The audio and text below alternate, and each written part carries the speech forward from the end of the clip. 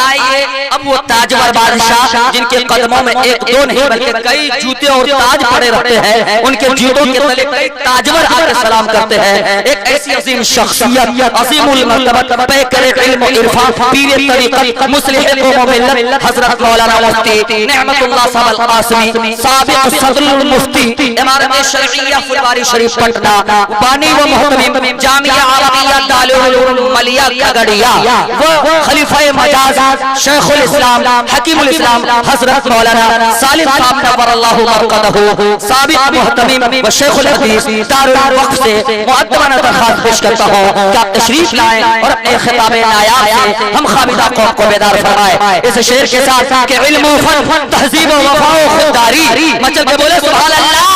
علم و فن، تہذیب و وفا و خودداری لے کر کے سامان یہ سارا بیٹھا ہے اور جی کرتا ہے لکھ دوں دیواروں پر اس محفل میں ایک ادارہ بیٹھا ہے.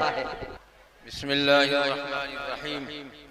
الحمد للہ نحمده ونستعینه ونستغفره ونؤمن به ونتوکل علیہ ونعوذ باللہ من شرور انفسنا ومن سیئات اعمالنا من يهده الله فلا مضل له ومن يضلله فلا هادي له ونشهد ان لا اله الا الله وحده لا شريك له ونشهد ان سيدنا ومولانا محمدا عبده ورسوله اما بعد فاعوذ بالله من الشيطان الرجيم. بسم الله الرحمن الرحيم. وإذ قال ربك للملائكة إني جاعل في الأرض خليفة قالوا أتجعل فيها من يفسد فيها ويسفك الدماء ونحن نسبح بحمدك ونقدس لك قال إني أعلم ما لا تعلمون. وعلم آدم الأسماء كلها ثم عرضهم على الملائكة فقال أنبئوني بأسماء هؤلاء إن كنتم صادقين. صدق الله العظيم.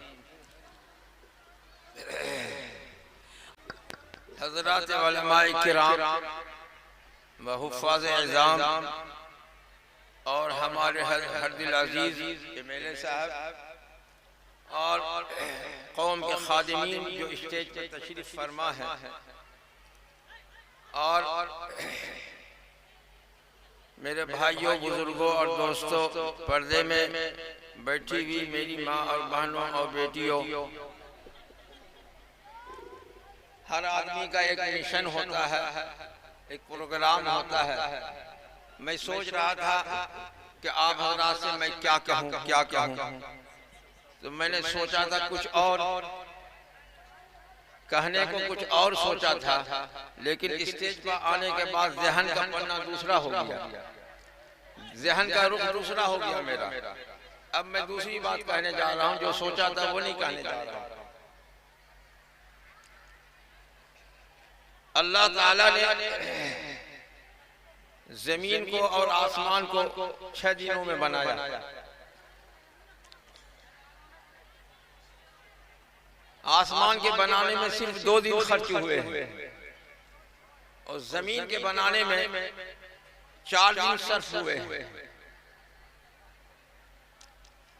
آسمان کا بنانا تو آسان تھا، لیکن زمین کے اوپر چونکہ انسان کو بسانا تھا اللہ تعالیٰ کو، اس لیے اس انسان کی ضرورت کے لحاظ سے زمین کے اندر بہت کچھ رکھنا تھا اور اس کے نظام کو سجانا تھا. اس لیے زمین کے بنانے میں 4 دن لگے اور آسمان، چاند، سورج، ستاروں کو بنانے میں صرف 2 دن لگے. اور یہ 4 دن اور 2 دن مجموعہ 6 دن یہ ہمارے آپ کو سمجھانے کے لیے ہے. ورنہ اللہ رب العزت کے یہاں تو ایسا ہے کہ وہ سوچتے ہیں کہ یہ کام ہو جائے، بس ہو جاتا ہے. لیکن یہ صرف ہمارے آپ کو سمجھانے کے لیے ہے کہ زمین کو اللہ تعالیٰ نے 4 دن میں اور آسمان کو 2 دنوں میں پیدا فرمایا. زمین کے اندر خزانے بہت رکھے اللہ تعالیٰ نے. اس کو بھی برابر نہیں.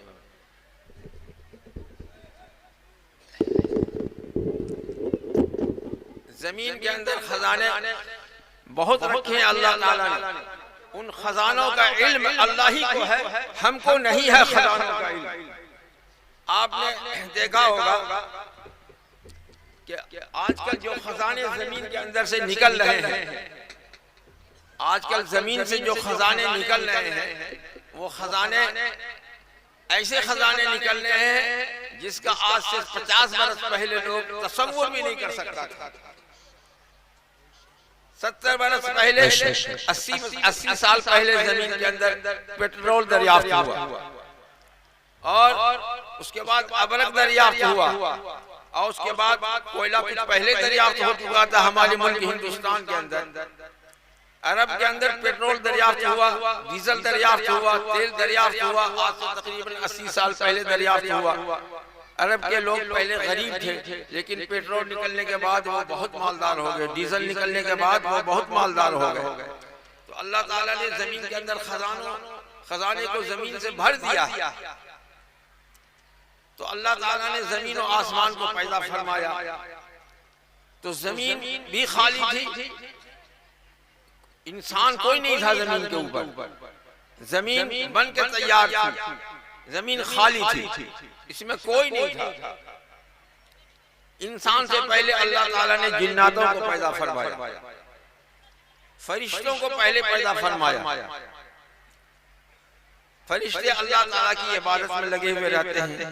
فرشتے کو روشنی سے، یہ جو روشنی آپ کو نظر آ رہی ہے نا، اللہ تعالیٰ نے فرشتوں کو روشنی سے پیدا فرمایا،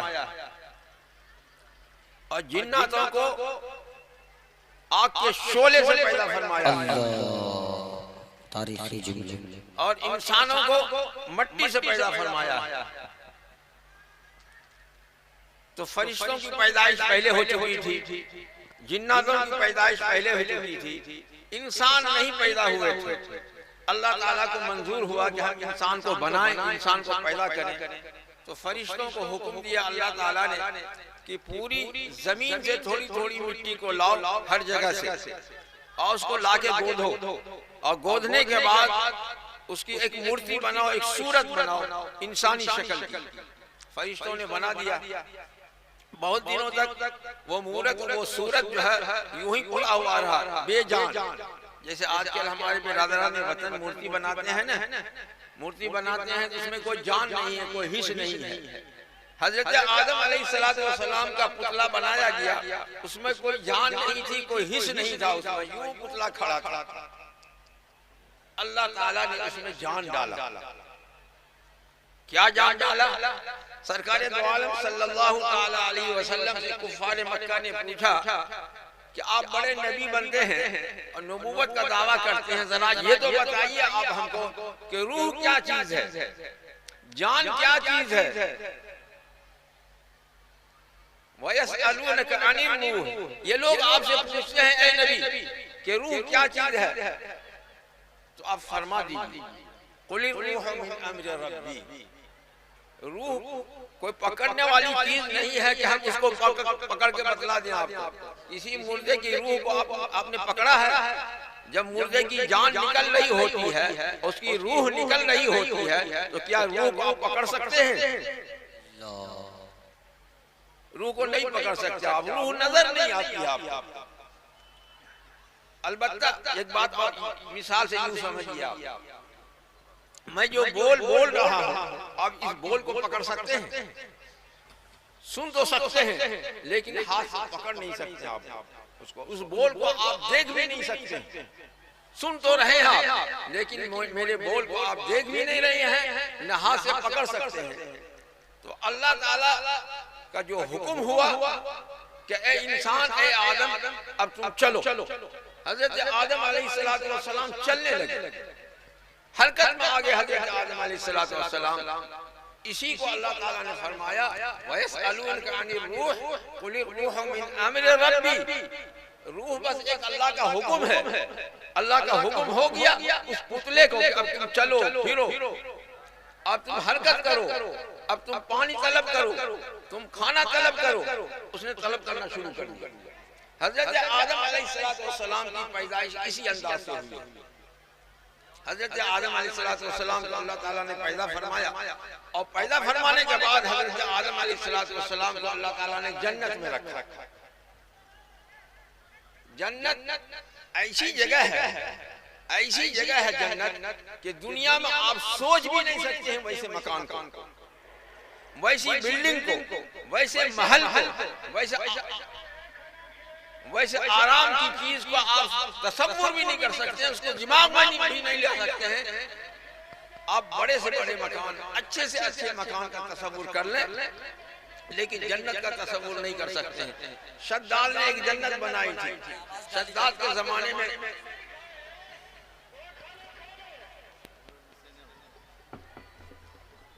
شداد نے جنت بنائی تھی، بیچارہ اس جنت کو دیکھ بھی نہیں پایا۔ آج کل بھی لوگ جن کے پاس پیسے ہوتے ہیں وہ چاہتے ہیں کہ ہم اپنے گھر کو جنت نما بنائیں، جنت ہی بنا دیں، عیش و آرام کی تمام چیزیں اس کے اندر رکھتے ہیں وہ، بس وہ جنت کیا ہم جنت بنا رہے ہیں۔ لیکن جنت اللہ تعالیٰ کی ایسی چیز ہے، ایسی جگہ ہے نہ کسی آنکھ نے دیکھا، نہ کسی کان نے سوچا، نہ کسی دماغ نے سمجھا، نہ کسی کان نے سنا، نہ کسی آنکھ نے دیکھا، نہ کسی دماغ نے سوچا۔ جنت ایسی جگہ ہے، ہر طرح کی چیزیں ہیں جنت کے اندر۔ آپ جنت کے اندر چاہیں ابھی مرغ مسلم کھائیں فوراً حاضر، کچھ پکانا اکانا نہیں، فوراً حاضر، دماغ میں آیا فوراً حاضر، دماغ میں آیا فوراً حاضر۔ اگر آپ نے سوچا کہ ہم کو پلاؤ کھانا ہے فوراً حاضر، آپ نے سوچا بٹیر کھانا ہے فوراً حاضر، کبوتر کھانا ہے فوراً حاضر، مٹھائی کھانا ہے فوراً حاضر، شربت پینا ہے فوراً حاضر۔ اور جنت میں جتنا بھی کچھ کھا لیں آپ کو نہ جو پخانا جانے کی ضرورت ہے، نہ استنجا جانے کی ضرورت ہے، کچھ بھی نہیں۔ ایک نکال آئے گا، سب ہضم ہو جائے گا، کوئی گندگی نہیں، کچھ نہیں، پاک صاف ستھری جگہ ہے وہ جنت۔ جنت کا بیان بہت لمبا چوڑا ہے، اس کا موقع نہیں ہے۔ حضرت آدم علیہ السلام کا قصہ ہی رہ جائے گا۔ حضرت آدم علیہ السلام کو اللہ تعالیٰ نے جنت میں ڈال دیا۔ جنت میں جانے کے بعد حضرت آدم علیہ السلام کچھ دنوں تک رہے، لیکن حضرت آدم علیہ السلام کی طبیعت نہیں لگ رہی تھی جنت میں۔ بتلائیے اتنی آرام کی جگہ ہے، اتنی آرام کی جگہ، اس میں طبیعت نہیں لگ رہی تھی۔ کیوں نہیں لگ رہی تھی؟ ہم آپ کو مثال سمجھاتے ہیں۔ ہمارے ودھائک صاحب کی کوٹھی ہو، ان کا محل ہو، اچھا ہی ہوگا۔ ایم پی صاحب کا محل ہو، پردھان منتری جی کا محل ہو، صدر جمہوریہ کا محل ہو، اچھا ہی نہ ہوگا، بہت اچھا ہوگا، بہت اچھا ہوگا۔ لیکن اگر اس میں صدر جمہوریہ کو، پردھان منتری کو، ودھائک جی کو، ایم پی صاحب کو اس مکان میں تنہا چھوڑ دیا جائے اور آرام کی تمام چیزیں ہوں، اور پھر اس میں کوئی انسان نہیں ہو، نہ بال ہو، نہ بچہ ہو، نہ خادم ہو، نہ نوکر ہو، نہ چاکر ہو، کوئی بھی نہیں ہو اس کے اندر، تو ودھائک جی کو اس میں طبیعت لگے گی؟ لگے گی؟ تاریخی جملے کہہ دیں رہیں گے وہ اکیلے نہیں رہ سکتے ہیں اکیلے۔ آپ میں سے اگر کسی آدمی کا سماجی بائیکاٹ آپ کر دیں، کہیں کہ بھائی تم سے جو ہے کہ ملنا جلنا بند، سلام کلام بند، تمہارے یہاں کھانا پینا بند، کوئی مت بات کرو ان سے، کوئی بات مت کرو ان سے۔ اب اگر پورا گاؤں کسی آدمی کا بائیکاٹ کر دیں، ہر آدمی اس سے ملنا جلنا چھوڑ دے، تو کیا بیچارے کے لیے وہ زندہ ہی میں وہ اپنے کو مردہ سمجھے گا؟ سمجھے گا؟ حضرت آدم علیہ السلام جنت میں ضرور تھے، لیکن کوئی انسان نہیں، انسان بغیر انسان سے نہیں رہ سکتا ہے۔ بات کو نوٹ کر لیجئے آپ، کوئی انسان بغیر انسان سے نہیں رہ سکتا۔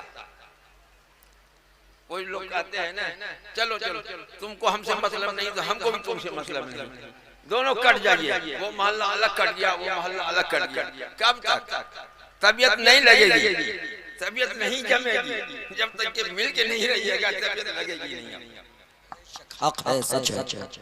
حضرت آدم علیہ السلام کو جنت میں طبیعت نہیں لگ رہی تھی، تو اللہ رب العزت نے تو پیدا کیا تھا حضرت آدم علیہ السلام کو، جو فطرت رکھی تھی آدم علیہ السلام کے اندر، اللہ رب العزت نے اس فطرت سے اللہ تعالیٰ بخوبی واقف تھے کہ ان کو کیا چاہیے، ان کو کیا چاہیے۔ تو آدم علیہ السلام کو سلا دیا اللہ تعالیٰ نے، فرشتوں کے آنکھوں میں بھی پردہ ڈال دیا اللہ تعالیٰ نے، اور حضرت حوا علیہ السلام کو حضرت آدم علیہ السلام کی بائیں پسلی سے نکال دیا، سبحان اللہ اور سبحان اللہ۔ حضرت حوا علیہ السلام کو اس طرح سے نکالا۔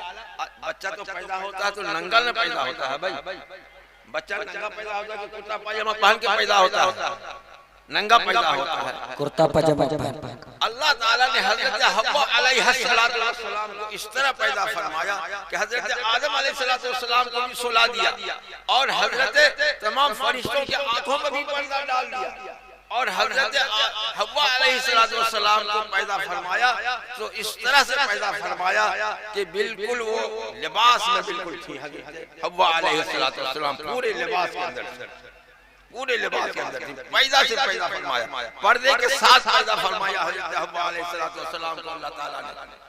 انسان عورتوں کی فطرت کے اندر اللہ تعالیٰ نے یہ بات رکھی۔ دیکھیے ہم سب کی ماں حضرت حوا علیہ السلام ہے، عورتوں کی فطرت کے اندر، نیچر کے اندر اللہ تعالیٰ نے یہ بات رکھی ہے کہ عورت پردے میں رہے، عورت پردے میں رہے۔ جن کے پیٹ سے ہم لوگ پیدا ہوئے ہیں وہ ان کو اللہ تعالیٰ نے پردے کے ساتھ پیدا فرمایا، اور سبوں کی نظروں سے چھپا کر کے پیدا فرمایا اللہ تعالیٰ نے۔ تو عورتوں کو معلوم ہوا کہ پردے میں رہنا چاہیے، عورت کو بے پرد نہیں رہنا چاہیے، بغیر لباس کے عورت کو نہیں رہنا چاہیے۔ آج کل کی تہذیب ہے کیا، اور نہیں، اب تو پہلے جو ہے کہ برقع اترا، پھر دوپٹہ اترا، اب تو کپڑا بھی چھوٹا ہونے لگا، اب کپڑا بھی چھوٹا ہونے لگا۔ سرکار دو عالم صلی اللہ علیہ وسلم نے فرمایا جس عورت کا بدن ننگا ہوگا وہ بدن جہنم میں جلے گا، جس عورت کا بدن ننگا ہوگا وہ بدن جہنم میں جلے گا۔ تو کون ہے اتنی طاقتور ہماری ماں اور بہن جو جہنم کی آگ کو برداشت کر سکے؟ نہیں کوئی برداشت کر سکتی ہے۔ ذرا یہی چولہے میں ہاتھ ڈال کے تو ذرا بتا دیں، دیا سلائی سے انگلی کو جلا کے تو بتا دیں، نہیں برداشت کر سکتے ہیں۔ جہنم کا آگ تو 70 گنا تیز ہے دنیا کی آگ سے، کیسے وہ برداشت کر پائیں گے؟ حضرت حوا علیہ السلام کو اللہ تعالیٰ نے پردے کے ساتھ پیدا فرمایا۔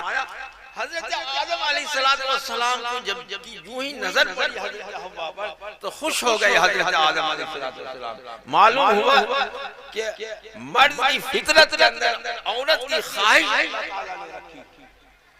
اگر کوئی سنیاسی ہوتا ہے، کوئی جوگی ہوتا ہے، کوئی جو ہے کہ کہتا ہے کہ ہم تو شادی بیاہ نہیں کریں گے، ہم بالکل الگ تھلگ رہیں گے، وہ بالکل غلط بولتا ہے، نیچر کے خلاف ہے اس کی بات، نیچر کے خلاف ہے اس کی بات۔ اللہ تعالیٰ نے عورت کی، مرد کی فطرت کے اندر عورت کی خواہش رکھا ہے، اور عورت کی فطرت کے اندر اللہ تعالیٰ نے جو ہے مرد کی خواہش رکھا ہے۔ اگر کوئی مرد یہ کہے کہ ہم تو بغیر عورت کی زندگی گزاریں گے، اور کوئی عورت اگر یہ کہے کہ ہم تو بغیر مرد کی زندگی گزاریں گے، تو بالکل جھوٹا ہے۔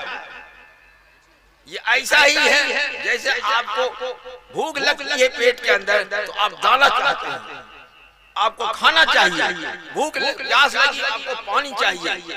عورت بالکل جو پیاس کے طریقے سے ہے، کھانے کے طریقے سے ہے۔ عورت کو جو ہے مرد کی خواہش اور مرد کو عورت کی خواہش ہے، ایک بھوک ہے، ایک پیاس ہے، ایک نیچرل بات ہے۔ فطرت کے اندر اللہ تعالیٰ نے یہ بات رکھی ہے، اس لیے عورت شادی کرے، مرد بھی شادی کرے، کوئی برہمچاری نہ بنے۔ اس لیے سرکار دو عالم صلی اللہ علیہ وسلم نے ارشاد فرمایا النکاح من سنتی فمن رغب عن سنتی فلیس منی، نکاح میری سنت ہے، جو میری سنت سے منہ پھیرے گا اور یعنی نکاح نہیں کرے گا اس کا میرے سے کوئی لینا دینا نہیں ہے، وہ میرے میں نہیں ہے، میرے سے اس کا کوئی تعلق نہیں ہے۔ اس لیے نکاح کرنا چاہیے، کسی کو برہمچاری نہیں رہنا چاہیے۔ سرکار دو عالم صلی اللہ علیہ وسلم آپ تمام نبیوں کے سردار ہیں، آپ ہی کے واسطے یہ دنیا کو، اس دنیا کو اللہ تعالیٰ نے سجایا ہے، لیکن آپ نے بھی شادی فرمائی، اس لیے کہا یہ میری سنت، اس سنت کو اختیار کرو۔ میں عرض کر رہا تھا حضرت آدم علیہ السلام کو لپک ہوئی حضرت حوا علیہ السلام کی طرف، اللہ نے فرمایا رک جاؤ ابھی، آدم رکو ابھی، ہاتھ مت بڑھاؤ،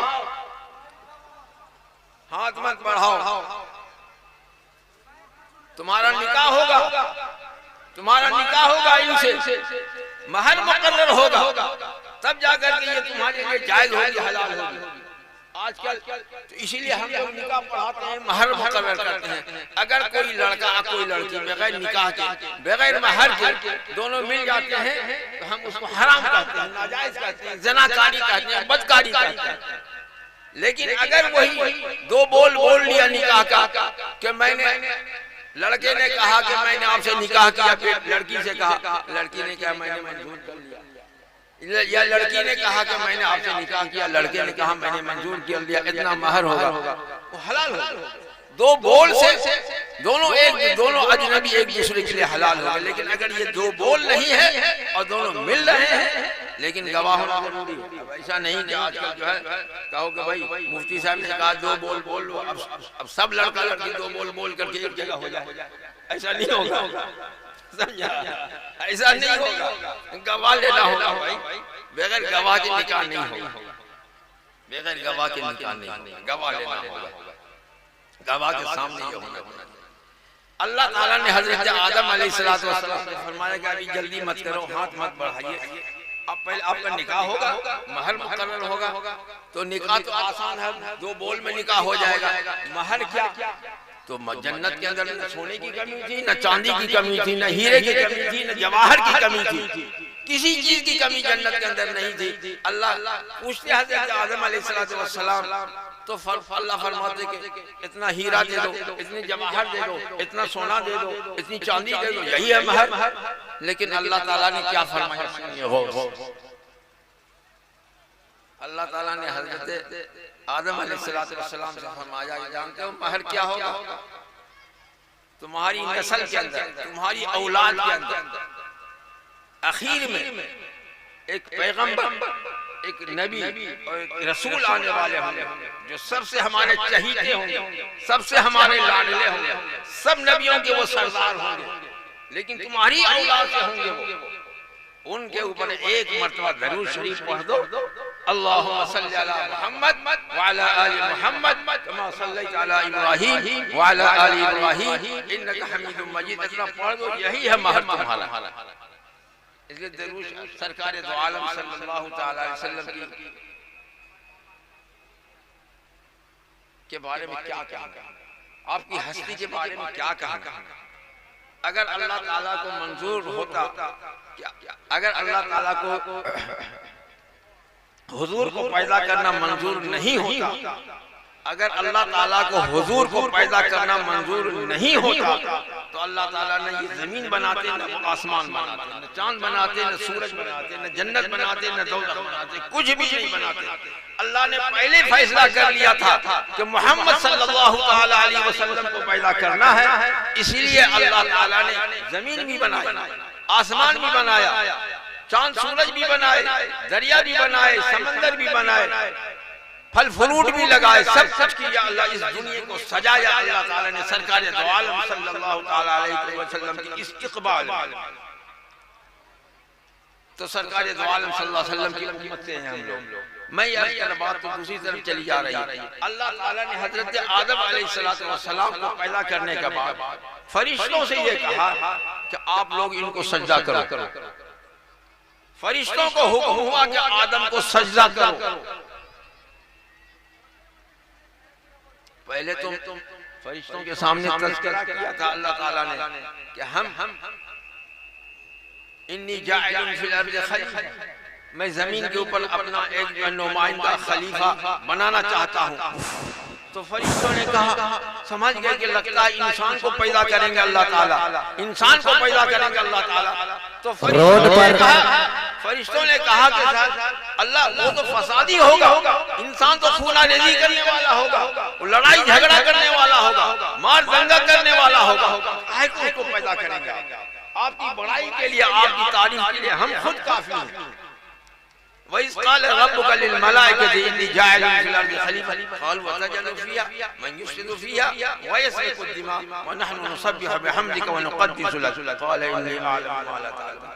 ہم آپ کی جو ہے عبادت کے لیے کافی ہیں۔ فسادی لوگوں کو پیدا کرنا، ہم نے فسادی کہا، ہم لوگوں کو فرشتوں نے فسادی کہا، خونہ ریزی کرنے والا کہا، خون بہانے والا کہا، ٹھیک کہا کہ غلط کہا؟ فرشتوں نے ہم لوگوں کے بارے میں جو اللہ سے کہا کہ بڑا انسان فسادی ہوگا، خون ریزی کرنے والا ہوگا، آپ لوگ بتائیے کہ صحیح کہا کہ غلط کہا؟ صحیح کہا ہے نا؟ ہم لوگ وہی کرتے ہیں نا، خون ریزی کرتے ہیں نا، خون بہاتے ہیں نا، فساد مچاتے ہیں نا، دنگا کرتے ہیں نا، کرتے ہیں، چاہے جو بھی کرتا ہو لیکن کرتے ہیں۔ تو فرشتوں نے ٹھیک محسوس کیا تھا کہ فسادی ہوگا۔ اللہ تعالیٰ نے فرمایا انی اعلم ما لا تعلمون، چپ چپ، ڈانٹ دیا اللہ تعالیٰ نے فرشتے کو، چپ رہو تم، ہم جو جانتے ہیں تم نہیں جانتے، ہم جو جانتے ہیں تم نہیں جانتے۔ اب دیکھیے ادھر تو فرشتوں کو ڈانٹا اللہ تعالیٰ نے، ادھر آدم علیہ السلام کو کیا سکھایا۔ وعلم آدم الأسماء كلها ثم عرضهم على الملائكة فقال أنبئوني بأسماء هؤلاء إن كنتم صادقين قالوا سبحانك لا علم لنا إلا ما علمتنا إنك أنت العليم الحكيم۔ اللہ تعالیٰ نے دنیا کے قائم ہونے سے لے کر قیامت تک جتنا علم ہے، جتنی انجینئرنگ ہے، جتنی ڈاکٹری ہے، جتنا سائنس ہے، جتنا ٹیکنالوجی ہے، اور جتنا قرآن و حدیث ہے، اللہ کا علم، اللہ کے رسول کا علم، دین کا علم، دنیا کا علم، تمام علموں سے بھر دیا اللہ تعالیٰ نے حضرت آدم علیہ السلام، تمام علموں سے بھر دیا اللہ تعالیٰ نے، حکیمی ہو، ڈاکٹری ہو، جو بھی ہو، تمام علوم سے بھر دیا اللہ تعالیٰ نے حضرت آدم علیہ السلام کو۔ ثم عرضهم على الملائکہ، پھر حضرت آدم علیہ السلام کو فرشتوں کے اوپر پیش کیا۔ حضرت آدم علیہ السلام کو فرشتوں کے اوپر پیش کیا۔ فقال انبئونی باسماء هؤلاء ان کنتم صادقین، ادھر تو حضرت آدم کو سکھایا، فرشتوں کو تو سکھایا نہیں تھا اللہ تعالیٰ نے، اور فرشتوں سے سوال ہو گیا کہ یہ تمام چیزیں جو مثلا مان لو یہاں پہ آپ نے سجا دیا اسٹیج کے اوپر، فرشتوں سے پوچھنے لگے اللہ بتاؤ اس کا کیا نام ہے، اس کا کیا کام ہے، اس کا کیا نام ہے، اس کا کیا کام ہے، بتاؤ۔ فرشتے بولے کہ بڑا اللہ تعالیٰ کے تیور تو بڑا سخت لگتا ہے، ہم تو کچھ جانتے نہیں ہیں، ہم کیسے بتاویں۔ فقال انبئونی باسماء هؤلاء ان کنتم صادقین قالوا سبحانك لا علم لنا الا ما علمتنا انك انت العلیم الحکیم۔ اے اللہ ہم نہیں جانتے، ہم بالکل، ہم کو تو اتنا ہی علم ہے جتنا آپ نے سکھایا۔ پھر اللہ تعالیٰ نے حضرت آدم علیہ السلام سے فرمایا تم بتاؤ۔ آدم علیہ السلام کو تم کا سارا علم اللہ تعالیٰ نے دے دیا تھا، اس لیے حضرت آدم علیہ السلام تمام چیزوں کو بتانے لگے، ہر چیز کے بارے میں بتانے لگے کہ یہ فلاں چیز ہے، اس کا فلانا کام ہے، یہ فلاں چیز ہے، اس کا فلانا کام ہے، یہ فلاں چیز ہے، اس کا فلانا کام ہے۔ تمام چیزوں کا علم اللہ کا، تمام چیزوں کو حضرت آدم علیہ السلام نے بتا دیا۔ اس کے بعد اب بتائیے، یہیں سے ایک بات سمجھ میں آئی کہ انسان کا علم فرشتوں سے زیادہ ہے، انسان کا علم فرشتوں سے زیادہ ہے۔ فرشتوں کو تو جتنا اللہ تعالیٰ نے بتایا اتنے ہی پر بس ہے وہ، اور آپ کے جد امجد کو، آپ کے پرکھا پتی کو، حضرت آدم علیہ السلام کو اللہ تعالیٰ نے دنیا کے تمام علوم سے بھر دیا۔ اس کا نتیجہ یہ ہے کہ ہم لوگ آدم کی اولاد سے ہیں، آدم کی ذریت سے ہیں، ایک سے ایک علم پیدا ہو رہا ہے، ایک سے ایک علم ظاہر ہو رہا ہے۔ ابھی جتنا سائنس ٹیکنالوجی نے ترقی کیا، پہلے کیا تھا؟ نہیں کیا تھا۔ حضرت آدم علیہ السلام کو وہ علم مل چکا تھا، حضرت آدم علیہ السلام کی نسل کے اندر ان علموں کو ظاہر ہونا تھا، اس لیے وہ تمام علوم اب ظاہر ہو رہے ہیں، تمام علوم اب ظاہر ہو رہے ہیں۔ حضرت آدم علیہ السلام کی بڑائی اللہ تعالیٰ نے ثابت فرمائی فرشتوں کے سامنے، کس چیز کے ذریعے؟ علم کے ذریعے، کہ علم جس کے پاس ہوگا وہ جو ہے بڑھا ہوا ہوگا، اس کے مقابلے میں جس کے پاس علم نہیں ہوگا۔ آپ کے پاس دولت ہے، سرمایہ ہے، زمین ہے، جائیداد ہے، سب کچھ ہے، لیکن علم نہیں ہے تو آپ کو وہ عزت، وہ بزرگی، وہ مرتبہ، وہ درجہ حاصل نہیں ہوگا۔ اس لیے ہم تو اسی مشن کے اوپر چلتے ہیں، اور اسی مشن کو لے کر ہم چل رہے ہیں، پوری زندگی میری اسی مشن میں چل رہی ہے۔ آپ کی آبادی ہو، چولڑی کی آبادی ہو، ملیا کی آبادی ہو، علاقے کے نارائن پور کی آبادی ہو، چاہے چرونا کی آبادی ہو، چاہے کڑوا موڑ کی آبادی ہو، چاہے کھگڑیا کی آبادی ہو، جہاں جہاں میری پہنچ ہوتی ہے میں اسی مشن کو پھیلاتا ہوں کہ پڑھو پڑھو پڑھو پڑھو، ترقی کرو۔ بغیر اس کے آپ کو بغیر علم کے آپ کو کوئی عزت مل نہیں سکتی ہے۔ عزت ملے گی اسی کو جس کے پاس علم ہے، جس کے پاس علم نہیں ہے اس کے پاس کوئی عزت نہیں ہے۔ ہمارے شاگرد لوگ جب پڑھتے ہیں ہم سے مشورہ کرتے ہیں مدرسہ ہم کو کھولو، مسجد ہم کا بناؤ، جہاں موقع ملے وہاں مدرسہ کھولو، جہاں موقع ملے وہاں مسجد بناؤ۔ الحمدللہ کی اس مشن میں ہمارے شاگرد بہت حد تک کامیاب ہیں، بہت حد تک کامیاب ہیں، اور جہاں مدرسے نہیں تھے وہاں مدرسے کھلے، جہاں مسجدیں نہیں تھیں وہاں مسجدیں بنی۔ ایک مشن ہے تو گویا کہ ہم ایک فیکٹری چلاتے ہیں، ایک فیکٹری چلاتے ہیں اور اس سے جو ہے مال تیار کرتے ہیں، مال تیار کر کے مارکیٹ میں بھیجتے ہیں، پھر اس مارکیٹ کے اندر بھی اس مال کی کھپت ہوتی ہے، وہ جا کر کے پھر وہاں وہ فیکٹری تیار ہو جاتی ہے، پھر وہاں سے پھر مال تیار ہونے لگتا ہے۔ یہی مشن ہے ہمارا، مدرسے بناؤ، مسجد بناؤ، اسکول بناؤ، کالج بناؤ، جو بھی بناؤ۔ ہمارے عزیز قاری عطا اللہ صاحب پہلے یہاں آئے ہمارے مدرسے سے، انہوں نے مدرسہ قائم کیا، پھر حافظ اعجاز صاحب آئے انہوں نے مدرسہ قائم کیا، اس کے بعد جو ہے ہمارے عزیز مولانا امتیاز سلمہ وہ ایک مشن اپنا ظاہر کیا میں کیجئے، لیکن اسکول کے ساتھ ساتھ دینی تعلیم کا نصاب ہونا چاہیے، دینی تعلیم کا نصاب ہونا چاہیے۔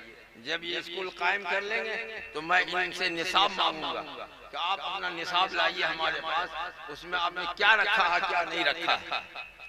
دین جو اصلی تعلیم جو ہے بغیر دینی تعلیم کے امتزاج کیا اور بغیر اس کے ملائے ہوئے وہ قابل قبول نہیں ہے۔ اور ایک بات میں آپ سے اور بھی کہتا ہوں، میں اس تعلیم کے لائن کا تجربہ ہم کو بہت الحمدللہ۔ دیکھیے ایک آدمی، ایک طالب علم وہ ہے، ایک ودیارتھی وہ ہے جس نے مدرسے میں حفظ کیا، جس نے مدرسے میں فارسی پڑھی، جس نے مدرسے میں عربی پڑھی، اس کو اب بھیج دو آپ اسکول میں بھیج دو۔ اسکول میں بھیج دیا آپ نے، جب وہ اسکول میں جائے گا وہ تو پھر کوئی مائی کا لال اس کا ہاتھ پکڑنے والا نہیں ہوگا، کوئی اسکول کا کوئی ودیارتھی اس کا مقابلہ نہیں کر سکتا، اور اس کی بہت سی مثالیں موجود ہیں۔ لیکن اگر آپ نے نیرا اسکول میں بھیج دیا اس کو تو لٹر پٹر رہے گا، وہ کوئی نمبر نہیں لاوے گا، کوئی نمبر نہیں لاوے گا، کوئی امتیازی شان اس کی نہیں ہوگی۔ چنانچہ ہم دیکھتے ہیں کہ ہمارے مدرسے سے پڑھ کر جو بچے اسکول کالج کے اندر جاتے ہیں الحمدللہ کہ دین کے اعتبار سے پختہ ہو چکے ہوتے ہیں اور اسکول کالج میں جاتے ہیں تو اپنے ساتھیوں سے ٹاپر رہتے ہیں، اپنے ساتھیوں سے ٹاپر رہتے ہیں۔ ایک بات میں اور کہنا چاہتا ہوں کہ جو لوگ اپنے بچوں کو شروع سے اسکول میں ڈالتے ہیں اور وہ اپنے بچوں کی عمر کو برباد کرتے ہیں، بڑا چمپا ہوا ہوگا آپ کو، بچہ جو ہے وہ ہے کہ 3 سال کی عمر میں، آج کل تو دیکھیے انگریزی ماحول ہو گیا ہے، ماں باپ چاہتے ہیں کہ بچے کو ہم 3 برس کے اندر 4 برس کے اندر اسکول میں ڈال دیں۔ بیچارہ چھوٹا سا بچہ ہے، بستہ اس کے کاندھے پر ڈال دیا، جتنا اس کا وزن ہے اتنے اس کے بستے کا وزن ہے، اور بستہ اٹھاتے ہوا اٹھاتا ہے وہ بیچارہ کبرا ہو جاتا ہے۔ علم کیا ہے؟ خالی کاپیوں کا بوجھ ہے، کاغذ کا بوجھ ہے اس کے پیٹھ کے اوپر، وہ بیچارہ بستہ اٹھاتے اٹھاتے خود کبرا ہو جاتا ہے۔ وہ جاتا ہے 3 برس کی عمر سے وہ پڑھتا ہے، پڑھتے پڑھتے پڑھتے پڑھتے 15 برس کی عمر میں جا کر کے وہ میٹرک پاس کرتا ہے، 15 برس کی عمر میں جا کر کے میٹرک پاس کرتا ہے۔ کیا ظلم ہے بچے کے اوپر، اس کی عمر کو برباد کر دیا اور پھر بھی آپ کا بچہ وہ ٹاپر نہیں ہو سکے گا، نمایاں نہیں ہو سکے گا۔ آپ اس 15 سال کی عمر کے سے پہلے آپ بچے کو مدرسے میں ڈال دیا۔ جو اسکول کالج میں اپنے بچوں کو پڑھانا چاہتے ہیں، مولانا نہیں بنانا چاہتے ہیں، میں ان کے لیے یہ بات بول رہا ہوں۔ جو مولانا بنانا چاہتے ہیں تو ان کی راہ کھلی ہوئی ہے، مدرسے سے پھر مدرسے، بڑے مدرسے، چھوٹے مدرسے سے منجھلے مدرسے، منجھلے سے بڑے مدرسے پہنچ جائیں گے۔ لیکن جو اسکول کالج میں اپنے بچوں کو ڈالنا چاہتے ہیں ان سے ہماری گزارش یہ ہے کہ پہلے آپ اپنے بچوں کو مدرسے میں ڈالیے اور مدرسے میں ڈالنے کے بعد اس کو قرآن شریف پڑھوائیے، اردو پڑھوائیے، فارسی پڑھوائیے اور عربی میں کم سے کم 2 سال پڑھوائیے عربی۔ اس کے بعد آپ اس کو اٹھا کر کے سیدھے ڈال دیجیے 8ویں کلاس کے اندر، 8ویں کلاس میں ڈال دیجیے، ٹاپر رہے گا آپ کا بچہ، اپنے ساتھیوں میں سب سے آگے رہے گا آپ کا بچہ۔ ادھر یہ بھی حاصل ہو گیا، ادھر وہ بھی حاصل ہو گیا، وہ بھی حاصل ہوا تو اچھے انداز میں حاصل ہوا۔ اور جو شروع سے اسکول میں ہے لٹر ہے، لٹر پٹر ہے، اس کچھ نہیں آتا ہے، اس کو کچھ نہیں آتا ہے اس کو، اور صحت بھی کمزور ہو جاتی ہے بیچارہ کا، بستہ ڈھوتے ڈھوتے ڈھوتے ڈھوتے کبرا بن جاتا ہے وہ بچہ۔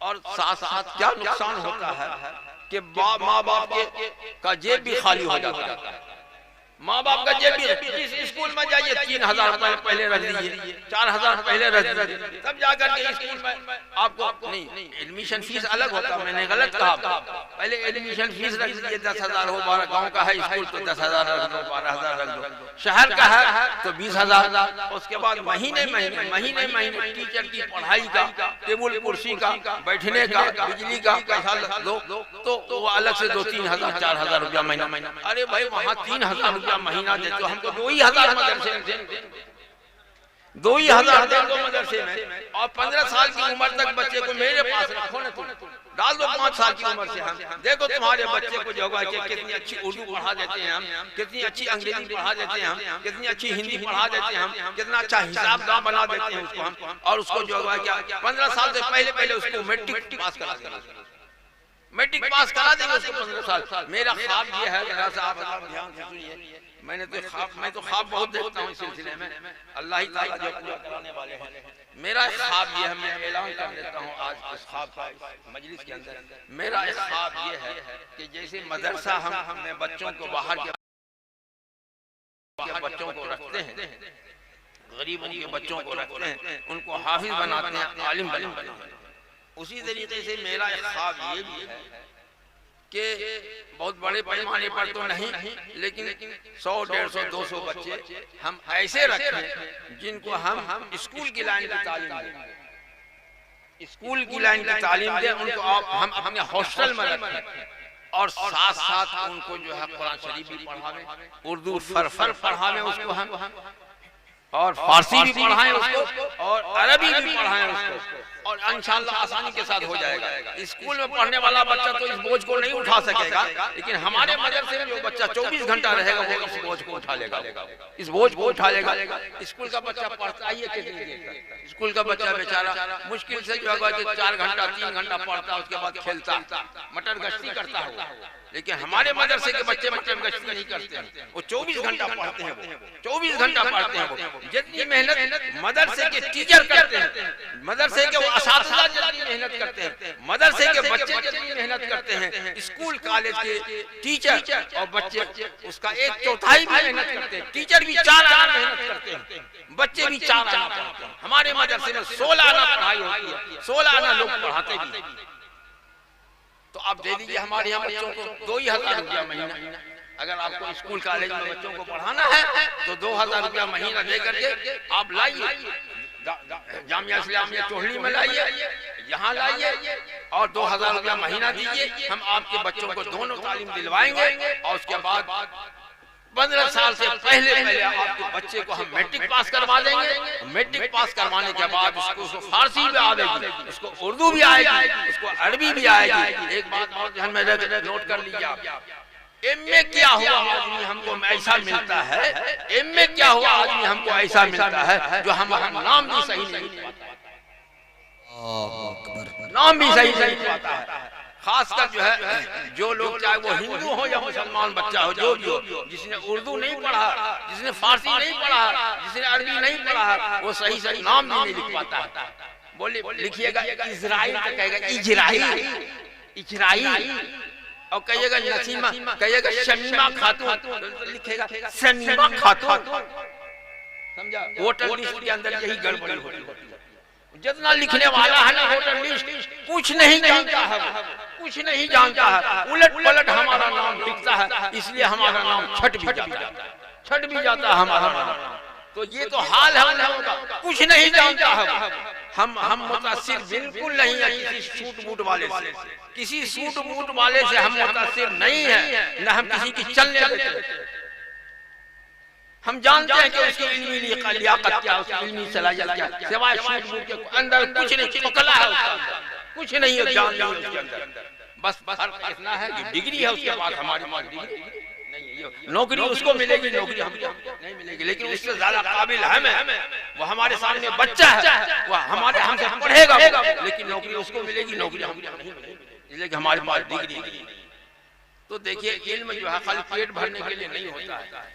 مولانا آزاد رحمت اللہ تعالی علیہ لکھا ہے کہ علم کو علم کے واسطے پڑھو، علم کو علم کے واسطے پڑھو، علم کو پیٹ کے واسطے مت پڑھو۔ حضرت مولانا ابوالکلام آزاد جو وزیر تعلیم رہے ہیں ہندوستان کے، آزاد ہندوستان کے سب سے پہلے وزیر تعلیم کون ہے معلوم آپ کو؟ سب سے پہلے وزیر تعلیم مولانا آزاد رحمت اللہ تعالی علیہ ہیں، جو جواہر لال نہرو اور حضرت اور مہاتما گاندھی کے ساتھیوں میں تھے، دوستوں میں تھے، وہ وزیر تعلیم پہلے رہے ہیں ہندوستان کے۔ انہوں نے لکھا ہے کہ لوگ آج کل پڑھتے ہیں علم پیٹ کے لیے، ارے علم پڑھو، علم کے لیے پڑھو کہ حاصل ہو جائے، ہم ایسا پڑھیں کہ سب ہم ریسرچ کرنے والا۔ آج کل بہت سے اسکول کالج والے کو دیکھیے کہے گا فلانا یونیورسٹی کے پروفیسر نے یہ ریسرچ کیا، فلانا یونیورسٹی کے پروفیسر نے یہ ریسرچ کیا۔ ارے خدا کے بندے، تم پڑھے ہو کھگڑیا جو کالج کے اندر، تم پڑھے ہو پٹنہ یونیورسٹی کے اندر، تمہارا ریسرچ کیا؟ وہ تو تمہارا دماغ میں کچھ ریسرچ آیا ہے کہ نہیں آیا؟ کل دوسرے کا حوالہ دیتے ہو، تم کیا سمجھے ہو؟ تم تو بتاؤ، نہیں بتا پائے گا، نہیں بتا پائے گا۔ تو یہ مشن ہے، تعلیمی مشن، تعلیمی مشن کو گاؤں گاؤں تک پھیلائیے، ہمارا یہ مشن ہے۔ جس گاؤں کے اندر تعلیم کا انتظام نہیں ہے وہاں تعلیم کا انتظام کیجیے۔ دیکھیے میں ہرگز اس بات کا مخالف نہیں ہوں کہ ڈاکٹر مت بنائیے، ڈاکٹر بنائیے، انجینئر بنائیے، پروفیسر بنائیے، سب کچھ بنائیے آپ، لیکن سب سے پہلے آپ دینی تعلیم سے اس کو مضبوط کر لیجیے، پکا سے پکا مسلمان بنا لیجیے۔ اللہ تعالیٰ نے فرمایا خود قرآن کریم کے اندر وَأَعِدُّوا لَهُم مَّا اسْتَطَعْتُم مِّن قُوَّةٍ وَمِن رِّبَاطِ الْخَيْلِ تُرْهِبُونَ بِهِ عَدُوَّ اللَّهِ وَعَدُوَّكُمْ وَآخَرِينَ مِن دُونِهِمْ لَا تَعْلَمُونَهُمْ اللَّهُ يَعْلَمُهُمْ۔ تم پوری تیاری کرو، ہر لحاظ سے تیاری کرو، مال بھی تمہارے پاس ہونا چاہیے، ہتھیار بھی تمہارے پاس ہونا چاہیے، ٹیکنالوجی بھی تمہارے پاس ہونا چاہیے، سب کچھ تمہارے پاس ہونا چاہیے، پورا تیار ہونا۔ لیس تمام چیزوں سے آج کل کا علم یہ ٹیکنالوجی کا علم ہے، سائنس کا علم ہے، اس سے بھی ہمارے بچوں کو لیس ہونا چاہیے، علم دین سے بھی ہمارے بچوں کو لیس ہونا چاہیے، تمام چیزوں سے لیس ہونا چاہیے، اور پھر جو ہے کہ ساتھ ساتھ جو قرآن و حدیث سے بھی لیس ہونا چاہیے، علم و عمل سے بھی لیس ہونا چاہیے، تب جا کر کے ہمارا سماج معاشرہ بہت کامیاب رہے گا۔ ہمیں خوشی ہے اس بات سے کہ یہ علاقہ جو ہے ہمارا، یہ پورا علاقہ جو ہے ہمارا، ہم اس کو تو 38 سالوں سے خوب ٹھکانے سے دیکھ رہے ہیں، 38 سالوں سے ہمارا آنا جانا یہاں ہے۔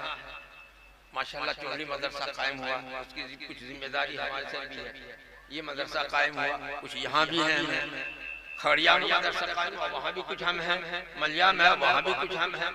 اب تو دیوبند میں مدرسہ بھی آپ لوگوں کی جانکاری کے لیے بول دیتے ہیں، دیوبند میں بھی آج گنہگار اور اس میں شامل ہیں میرے بیٹے بھی، دیوبند میں بھی ایک مدرسہ قائم کیا اللہ کے فضل و کرم۔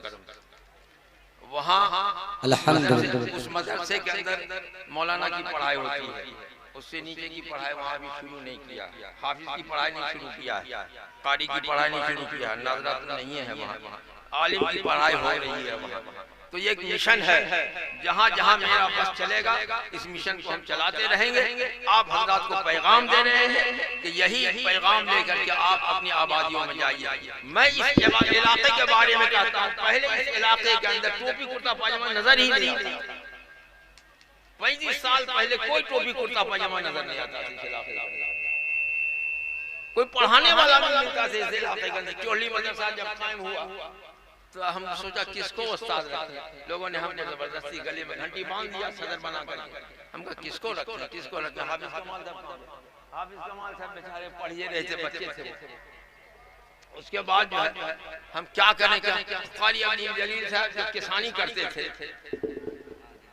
ہاں قاری عبد الجلیل صاحب جو کسانی کرتے تھے، ان کے گلے میں ہم نے گھنٹی باندھ، کہ آپ جو ہے کہ پڑھائیے. تو بولنے لگے کہ صاحب ہم پڑھائیں گے, اس میں کیا ملے گا ہم کو؟ 200-250 روپیہ ملے گا. اس میں 250 سے شروع کیا تھا ان کی تنخواہ. 250 ملے گا. ہم کھیتی کرتے ہیں, 6 بیگھہ کھیت کرتے ہیں, اتنا غلہ ہو جاتا ہے, اتنا پیسہ ہو جاتا ہے. ہم کہا حافظ صاحب, قاری صاحب, تھوڑا سا کچھ صبر تو کرنا پڑے گا. انشاءاللہ تعالی جتنا آپ کھیت میں کماتے ہیں اس سے زیادہ آپ کو عزت بھی ملے گی, اس سے زیادہ پیسہ بھی ملے گا. تو اللہ تعالیٰ نے ان کو عزت بھی دیا, پیسہ بھی دیا. اب یہ علاقہ جو ہے ٹوپی کرتا پاجامہ سے جگ جگ ہے ماشاءاللہ, ماشاءاللہ. اور انشاءاللہ تعالی بڑھے گا. اب اسکول کا پروگرام ہے, انشاءاللہ تعالی ہمارے یہاں ڈاکٹر بھی پیدا ہوگا, انجینئر بھی پیدا ہوگا, ٹیکنالوجی جاننے والا بھی پیدا ہوگا, سبھی لوگ پیدا ہوں گے. اللہ تعالی ہم کو آپ کو سب کو سننے سے زیادہ عمل کی توفیق عطا فرمائے. تقاضا ہو رہا کہ دیگر علماء کرام آ رہے ہیں, تو میں تو سوچا کہ شروع میں تھوڑا بہت کہہ دوں, ابھی علماء نہیں آئے ہیں تو میں نے کہہ دیا آپ سے. اب میں گزارش کرتا ہوں کہ ہمارے منتظم صاحب جو ہے اپنا پروگرام چلائیں, لیکن تھوڑا آپ کم وقت میں, آپ تو مستقل تقریر شروع ہو جاتی ہے, اب یہ بڑا لمبا ہو جاتا ہے, بہت لمبا ہو جاتا ہے. تو تھوڑا تھوڑا شارٹ کرتے ہوئے جو ہے کہ وقت کو بچاتے ہوئے کام کیجیے, تاکہ جو ہے کہ تمام علماء کو تقریر کرنے کا موقع ملے. وآخر دعوانا الحمدللہ رب العالمین. ماشاءاللہ.